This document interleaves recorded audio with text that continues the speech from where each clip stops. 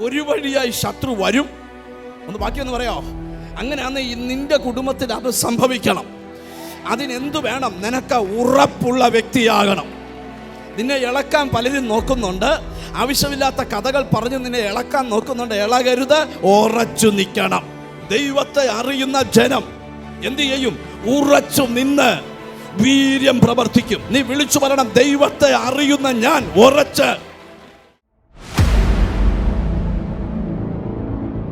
കൊരിന്ത്യർക്കെഴുതിയ 1-ാം ലേഖനം 15-ാം അധ്യായത്തിൻ്റെ 58-ാമത്തെ വാക്യത്തെ ആധാരമാക്കിയാണ് ഇന്ന് നിങ്ങളോട് ദൈവവചനം പറയാൻ എൻ്റെ ഉള്ളിൽ പരിശുദ്ധാത്മാവ് പ്രേരണ തന്നെന്ന് നിങ്ങൾക്ക് വളരെ പരിചിതമായ ഒരു വചനത്തിൽ നിന്നുകൊണ്ടാണ് ഇന്ന് പരിശുദ്ധാത്മാവ് നിങ്ങളോട് സംസാരിക്കാൻ പോകുന്നത്. 1 കൊരിന്ത്യർക്കെഴുതിയ ലേഖനം 15-ാം അധ്യായത്തിൻ്റെ 58-ാമത്തെ വാക്യം. ആകയാൽ എൻ്റെ പ്രിയ സഹോദരന്മാരെ, നിങ്ങൾ ഉറപ്പുള്ളവരും കുലുങ്ങാത്തവരും, നിങ്ങളുടെ പ്രയത്നം കർത്താവിൽ വ്യർത്ഥമല്ല എന്നറിഞ്ഞിരിക്കാൻ കർത്താവിൻ്റെ വേലയിൽ എപ്പോഴും വർദ്ധിച്ചു വരുന്നവരുമാകുകയും. ധന്യനായ പൗലോസ്ലീഹ കൊരിന്തിലെ സഭയ്ക്ക് ലേഖനം എഴുതുമ്പോൾ ആ സഭയെ എഴുതി ഉറപ്പിക്കുന്നൊരു ഭാഗമാണ് നമ്മളിവിടെ വായിച്ച് കേട്ടത്. 1-ാം അധ്യായത്തിലൊക്കെ നമ്മൾ പ്രസംഗിച്ച് പഠിപ്പിച്ചു വരുമ്പം സഭയിൽ പക്ഷം പിടുത്തമുണ്ടായിരുന്നു, ഭിന്നതയുണ്ടായിരുന്നു, ഒരു കൃപാവരത്തിനും കുറവില്ലാത്തൊരു സഭയായിരുന്നു എന്നൊക്കെ നമുക്ക് ആദ്യത്തെ അധ്യായങ്ങളിൽ പഠിക്കാം. 12-ാമത്തെ അധ്യായത്തിൽ എത്തിയപ്പോൾ പൗലോസ് പഠിപ്പിക്കുകയാണ്, യേശുക്രിസ്തു എന്ന ശരീരത്തിലെ അവയവങ്ങളാണ് നാം ഓരോരുത്തവരും. എന്നിട്ട് പൗലോസ് പറയുക, കൃപാവരങ്ങളെക്കുറിച്ച് നിങ്ങൾ അറിവില്ലാത്തവരാകരുത്. എല്ലാ കൃപാവരങ്ങളെയും 12-ാം അധ്യായത്തിൽ പൗലോസ് 1 by 1 ആയിട്ട് എടുത്തുദ്ധരിച്ചിരിക്കുക. 13-ും 14-ാം അധ്യായത്തിൽ നമ്മളിൽ നിറഞ്ഞു നിൽക്കേണ്ട ആഴമേറിയ ദൈവസ്നേഹം എങ്ങനെയാണ്, ഒരുത്തൻ എങ്ങനെയാണ് ക്ഷമിക്കാൻ പറ്റുന്നത്, ദീർഘമായി ക്ഷമിക്കാൻ പറ്റുന്നത് എങ്ങനെയാ എന്നൊക്കെ പൗലോസ് സ്നേഹത്തിൻ്റെ ഈടുറ്റ ആശയങ്ങൾ വിവാഹവേദികളിലൊക്കെ വിവാഹം നിശ്ചയിക്കപ്പെടുമ്പോൾ, വിവാഹം നടത്തുമ്പം പണ്ടൊക്കെ 45 സങ്കീർത്തന വായിച്ചുകൊണ്ടിരുന്ന ഇപ്പം പല സഭകൾക്കും 1 കൊരിന്ത്യർക്കെഴുതിയ ലേഖനം 13-ാം അധ്യായമാണ് വായിക്കുന്നത്. കാരണം സ്നേഹം എന്താണെന്ന് പൗലോസ്ലീഹ വെളിപ്പെടുത്തിയിരിക്കുക. 13-ഉം 14-ഉം അധ്യായം നമ്മുടെ ഉള്ളിൽ സ്നേഹം കൊണ്ട് നിറയണം. 15-ാം അധ്യായത്തിൽ പൗലോസ് എത്തിയപ്പം കുറേ കാര്യങ്ങൾ പൗലോസ് കൊരിന്തിലെ സഭയെ പഠിപ്പിക്കുക. ദൈവത്തിന് സ്തോത്രം. 15-ാം അധ്യായത്തിൽ പൗലോസ് പഠിപ്പിക്കുന്നതിൻ്റെ പ്രധാന വാക്യം എന്താണെന്നറിയാമോ? നമുക്കൊരു ഉയർത്തെഴുന്നേൽപ്പുണ്ടെന്നാണ് പൗലോസ് പഠിപ്പിക്കുന്നത്. സ്തോത്രം. പൗലോസ് അതിൻ്റെ 3-ാമത്തെ വാക്യം, ക്രിസ്തു നമ്മുടെ പാപങ്ങൾക്ക് വേണ്ടി തിരുവെഴുത്തിൻ പ്രകാരം മരിച്ചടക്കപ്പെട്ടു. ക്രിസ്തു നമ്മുടെ പാപങ്ങൾക്ക് വേണ്ടി തിരുവെഴുത്തുകളിൻ പ്രകാരം മരിച്ചടക്കപ്പെട്ട് ഉയർത്തെഴുന്നേറ്റ്. ക്രിസ്തു നമ്മുടെ പാപങ്ങൾക്ക് വേണ്ടി തിരുവെഴുത്തുകളിൻ പ്രകാരം മരിച്ചടക്കപ്പെട്ട് തിരുവെഴുത്തുകളിൻ പ്രകാരം 3-ാം നാൾ ഉയർത്തെഴുന്നേറ്റ് കേഫാവിനും പിന്നെ 12 പ്രത്യക്ഷനായി. പൗലോസ് വെളിപ്പെടുത്തുക, കേഫാവിന് പ്രത്യക്ഷനായി, പിന്നെ 12 പ്രത്യക്ഷനായി എന്നിങ്ങനെ ഞാൻ ഗ്രഹിച്ചത് തന്നെ നിങ്ങൾക്ക് ആദ്യമായി ഏൽപ്പിച്ചു തന്നുവല്ലോ. അനന്തരം അവൻ 500-ലധികം സഹോദരന്മാർക്ക് ഒരുമിച്ച് പ്രത്യക്ഷമായി. 7-ാം വാക്യം. അനന്തരം അവൻ യാക്കോബിനും പിന്നെ അപ്പോസ്തലന്മാർക്കും പ്രത്യക്ഷനായി. എല്ലാവർക്കും പ്രത്യക്ഷനായി. എല്ലാവർക്കും ഒടുവിൽ അകാല പ്രജ പോലെയുള്ള എനിക്കും പ്രത്യക്ഷനായി. ഇതൊക്കെ പൗലോസ് പറയാ, യേശുക്രിസ്തു ഉയർത്തെഴുന്നേറ്റു എന്ന് വെളിപ്പെടുത്തുന്ന പ്രത്യക്ഷപ്പെടലിനെ കുറിച്ചാണ് പൗലോസ്ലീഹ ഇവിടെ വെളിപ്പെടുത്തിയിരിക്കുന്നത്. എന്നിട്ട് പൗലോസ് പറയാ 19-ാമത്തെ വാക്യം, നാം ഈ ആയുസ്സിൽ മാത്രം ക്രിസ്തുവിൽ പ്രത്യാശ വെച്ചിരിക്കുന്നുവെങ്കിൽ സകല മനുഷ്യരിലും അരിഷ്ടന്മാരത്രേ. പൗലോസ് പറയുകയാണ്, കാറ് വാങ്ങിക്കാനും വീട് വാങ്ങിക്കാനും ദൈവത്തിന് സ്തോത്രം പിള്ളേരെ കെട്ടിക്കാനും പിള്ളേരെ പഠിപ്പിക്കാനും മാത്രമല്ല നിന്റെ പ്രത്യാശ.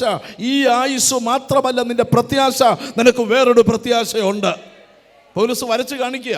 ഇനി നിങ്ങൾ ശ്രദ്ധിച്ച് കേട്ട് ഇച്ചൂടെ ഗഹനമായ ദൈവത്തിന് സ്തോത്രം ഭാഗത്തോട്ട് വരുമ്പം ദൈവത്തിന് സ്തോത്രം നമുക്കതിൻ്റെ താഴോട്ടുള്ള വാക്യങ്ങൾ 1-2 വാക്യം കൂടെ. 50-ാം വാക്യം, സഹോദരന്മാരെ മാംസരക്തങ്ങൾക്ക് ദൈവരാജ്യത്തെ അവകാശമാക്കുവാൻ കഴിയുകയില്ല. ദൈവരാജ്യത്തിൽ ആരാണ് പോകുന്നത്? മാംസരക്തങ്ങൾക്ക് ദൈവരാജ്യത്തെ അവകാശമാക്കുവാൻ കഴിയില്ല. ഇതെല്ലാം പൗലോസ് വെളിപ്പെടുത്തി താഴോട്ട് വന്നിട്ട് പൗലോസ് പറയുന്ന ഭാഗം 57-ാമത്തെ വാക്യം മുതൽ മുകളിലത്തെ വാക്യത്തിൽ ചോദിക്കണം, ഹേ മരണമേ, 55, ഹേ മരണമേ നിന്റെ ജയം എവിടെ? നിന്റെ ജയം എവിടെ? ഹേ മരണമേ നിന്റെ വിഷമുള്ളെവിടെ? ഹേ മരണമേ നിന്റെ വിഷമുള്ളെവിടെ? മരണത്തിന്റെ വിഷമുള്ള പാപം, മരണത്തിന്റെ വിഷമുള്ള പാപം, പാപത്തിന്റെ ശക്തിയോ ന്യായപ്രമാണം, പാപത്തിന്റെ ശക്തിയോ ന്യായപ്രമാണം. നമ്മുടെ കർത്താവായ യേശുക്രിസ്തു ക്രിസ്തു മുഖാന്തരം നമുക്ക് ജയം നൽകുന്ന നമുക്ക് ജയം തരുന്ന ദൈവത്തിന് സ്തോത്രം. ആകയാൽ എൻ്റെ പ്രിയ സഹോദരന്മാരെ, നിങ്ങൾ ഉറപ്പുള്ളവരും. പൗലോസ് കൊരിന്തിലെ വിശുദ്ധന്മാരോട് പറയാണ്, നിങ്ങൾ ഉറപ്പുള്ളവരാകണം. അടുത്തിരിക്കുന്ന കൈ കൊടുത്ത് വെച്ച് പറ, ഉറപ്പുള്ളവർ ആകണം. സ്തോത്രം. എല്ലാവരും പറഞ്ഞില്ല, ഒന്നുകൂടെ ചിരിച്ചോണ്ട് പറ, ഉറപ്പുള്ളവർ ആകണം. കർത്താവിൽ വരുന്ന ഒരു ദൈവ പൈതലിന് ധാരാളം പ്രതിസന്ധികൾ നേരിടേണ്ടി വരും. പക്ഷെ അവിടെയെല്ലാം ഉറപ്പുള്ളവരാകണം. രണ്ടാമത്തെ ഭാഗം എഴുതിയിരിക്കുകയാണ്, നിങ്ങൾ കുലുങ്ങാത്തവരാകണം. എന്തോ ആകണം? അമ്മ അടുത്തിരിക്കുന്ന ആളെ തൊട്ടേച്ചോറ, കുലുങ്ങല്ലെന്ന് പറ. യോഗത്തിനിരുന്നല്ല. ഹല്ലേലൂയ. നിങ്ങൾ ഉറപ്പുള്ളവരാകണം. 2, നിങ്ങൾ എന്ത് ചെയ്യണം? കുലുങ്ങാത്തവരാകണം. 3, നിങ്ങളുടെ പ്രയത്നം കർത്താവിൽ വ്യർത്ഥമല്ലെന്ന് തിരിച്ചറിയണം. 4-മത്തെ കാര്യം, കർത്താവിൻ്റെ വേലയിൽ എപ്പോഴും വർദ്ധിച്ചു വരണം. നമ്മളെ മറിക്കുന്ന പല കാറ്റുകളും വരാം. യേശുവിനെ കണ്ടു, അതുകൊണ്ട് എനിക്കൊരു പ്രശ്നം വരില്ലെന്നാലും പറയരുത്. 100 പ്രശ്നങ്ങൾ വരും. പക്ഷേ ആ പ്രശ്നങ്ങളുടെ നടുവിൽ നിങ്ങൾ എന്തുള്ളവരാകണം? ഉറപ്പുള്ളവരാകണം. ഹല്ലേലൂയ. അമ്മി, ആരെയും പേടിച്ച് ദേശം വിട്ട് ഓടിയൊന്നും പോകരുത്.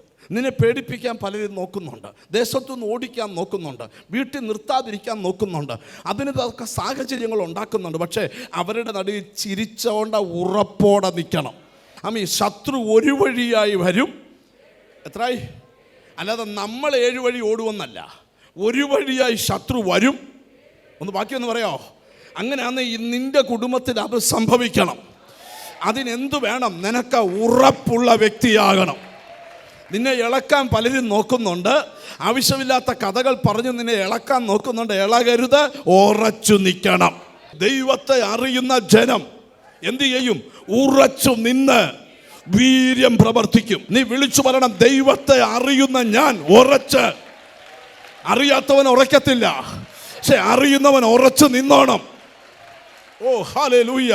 പ്രശ്നമല്ല വലുത്, രോഗമല്ല വലുത്, പ്രതിബന്ധമല്ല വലുത്, ഉറച്ചു നിൽക്കണം.